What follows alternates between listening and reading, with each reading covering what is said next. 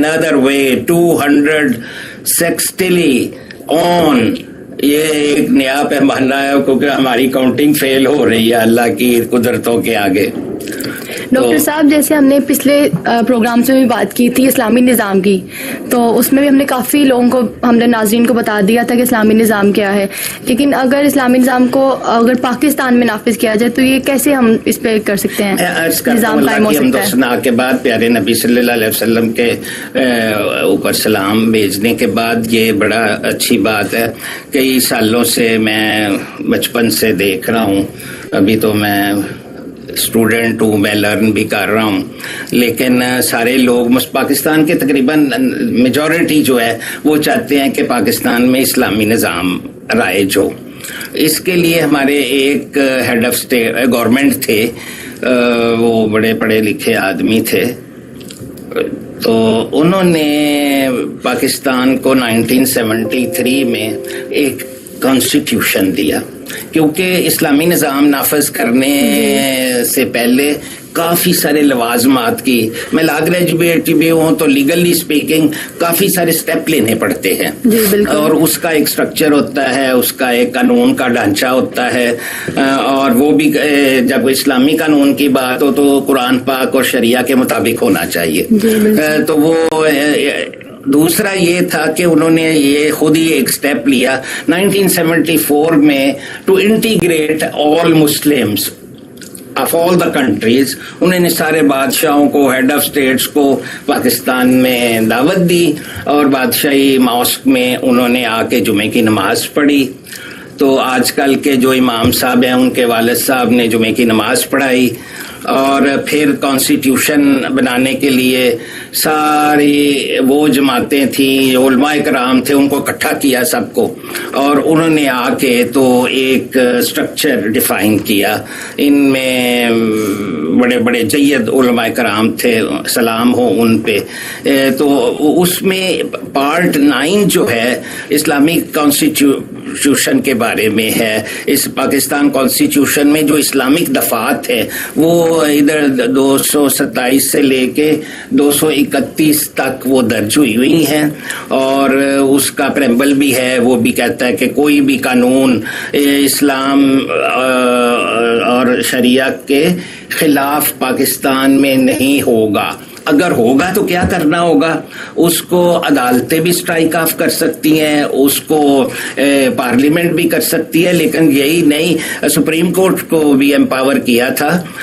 تو Islamic provisions میں کیا کیا بنیادی نکات ہیں جن کی وجہ سے آج بھی وہ زندہ ہے پاکستان کا کانسٹیٹیوشن. اس سے بیس پہ ہم اس پاکستان میں اسلام نافذ کر سکتے ہیں. ویسے مجھے افغانستان کا تو نہیں پتا, پوری دنیا میں کوئی ایک اسکوائر انچ بھی نہیں ہے کہ جہاں پہ اسلام پوری طرح نافذ ہو, لیکن ہونا چاہیے. پیارے نبی صلی اللہ علیہ وسلم کے بعد لاسٹ پروگرام میں نے عرض کیا تھا, صحابہ کرام نے اور ہمارے خلفائے راشدین نے اسلامی نظام کو رائج کیا تھا. تو وہ جو ایک سٹیپ ہے number 1, Islamization of existing laws, special institutions of Islamization. اس کے لیے انہوں نے یہ اسلام فیڈرل شریعہ کوڈ بنائی اور اسلامک آئیڈیالوجی کونسل بنائی. اس کا یہ مقصد, وہ ابھی بھی زندہ ہے, زندہ میں اس لیے کہہ رہا ہوں کہ وہ بھی ایگزسٹ کرتی ہے کونسل جو ہے. اس کے کوئی بھی آپ چیلنج کر دے کہ یہ قانون جو ہے اسلامک انجنکشنز کے خلاف ہے, تو وہ فیصلہ دے گی, تو وہ اسمبلی میں جائے گا, تو وہ اسٹرائک آف ہو جائے گا. اور اسلام کو اسٹیٹ کا سرکاری مذہب قرار دیا گیا تھا. آبزروینس آف اسلامک پرنسپلز پہ زور دیا گیا تھا کانسٹیٹیوشن میں, اور president and prime minister to be Muslim, یہ پہلی دفعہ کیا گیا تھا.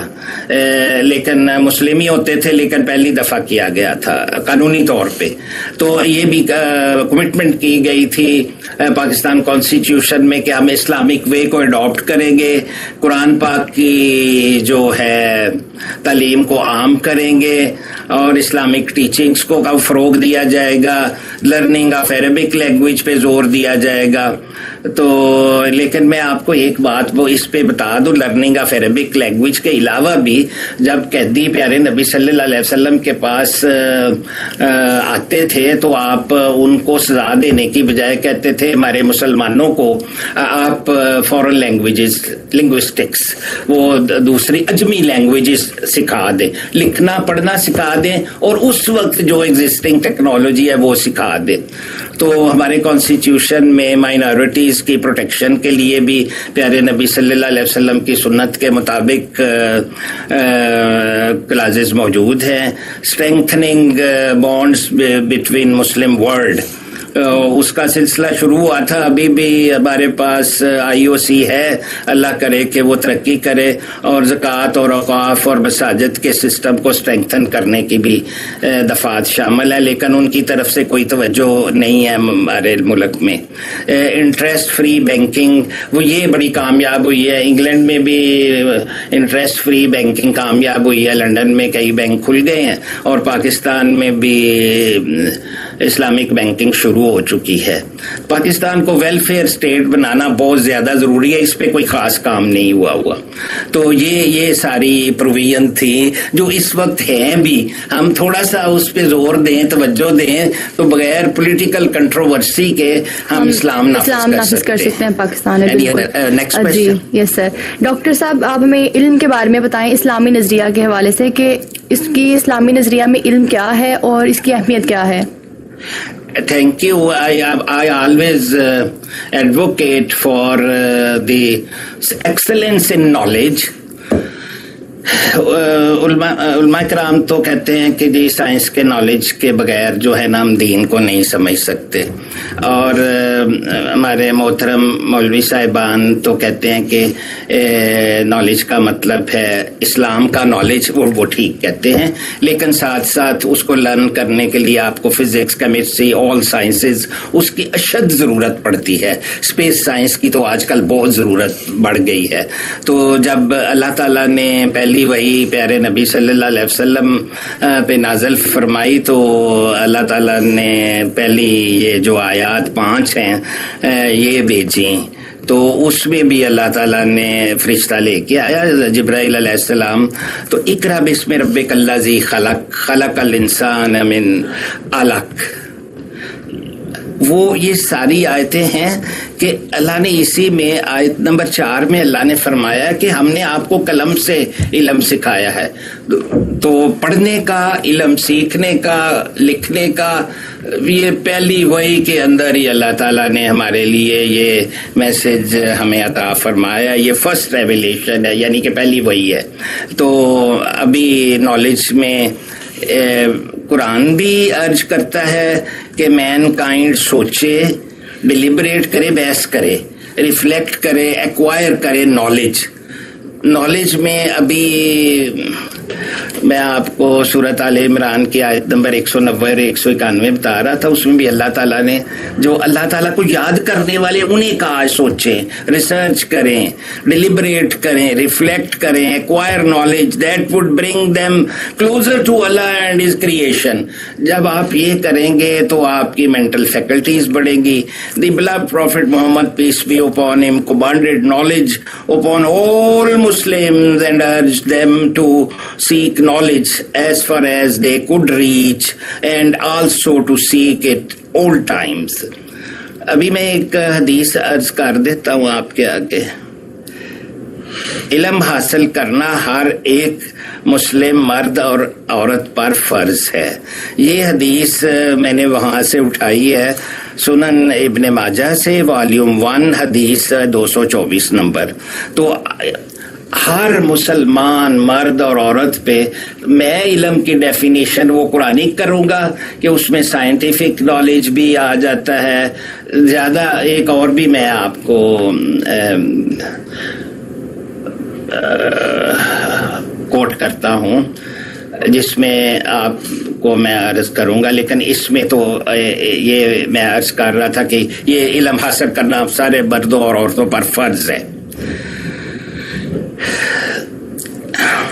اسلام میں اس طرح بھی ہے نا کہ علم حاصل کرو چاہے تمہیں چین تک کیوں نہ جانا پڑے. ہاں تو میں نے قبر سے لے کے میرا جو بیٹا ہے وہ پی ایچ ڈی کرنے چائنا چلا گیا تھا اور چائنا سے پی ایچ ڈی کر کے آیا.